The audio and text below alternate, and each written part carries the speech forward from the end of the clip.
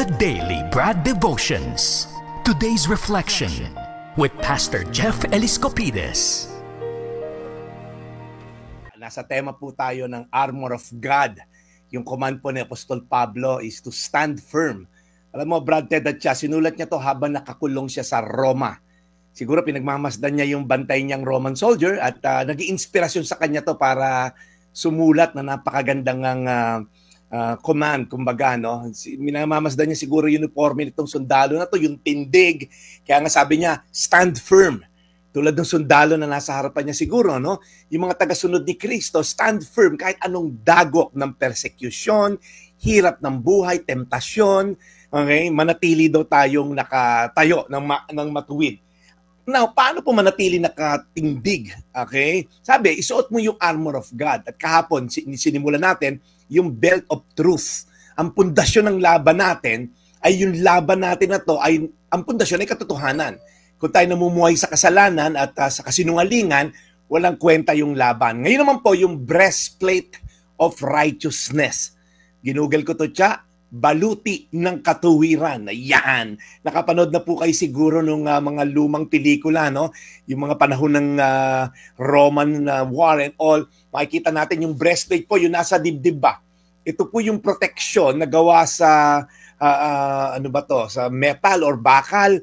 Ang protection po ay para sa mga vital organs, lalo na sa puso. Okay? Laban sa mga pana, palaso, yung espada. So kung wala ito, yung isang sundalo po, sobrang vulnerable. Okay? Same thing din po sa buhay. Ang pagiging matuwid, yung breastplate of righteousness natin ay pamumuhay na matuwid, yan po ang protection natin sa ating puso. Ang sabi po kasi sa Biblia, yung puso daw po natin is the wellspring of life. Diyan daw po nagmumula ang lahat. May isang verse pa sa Bible, the abundance of the heart, the mouth speaks. So kung puno ng galit yan, pagmumura at galit at mga masasama lalabas dyan. Kung puno ng hinagpis yan, puro reklamo lalabas dyan.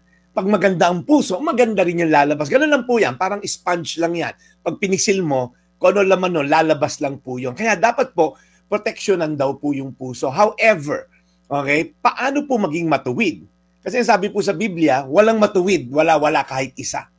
Kung tayo po ang magbabase sa ating sariling katuwiran, madalas nga yung kabaitan natin pag wala si God sa picture, puro pang sariling motivation, di ba? Pang sariling kapakanan iniisip, kaya gumawa ng kabaitan. So paano pong maging righteous? Ang sabi po sa 2 Korinto 5:29, hindi nagkasala si Kristo, ngunit alang-alang sa atin. Siya'y itinuring na makasalanan upang sa pakikipag-isa natin sa Kanya ay maging matuwid tayo sa harap ng Diyos. Ito pong verse na to, yung righteousness is not by doing, it's by being. You cannot be righteous by doing, you can only be righteous by being. Ano po ibig sabihin nun?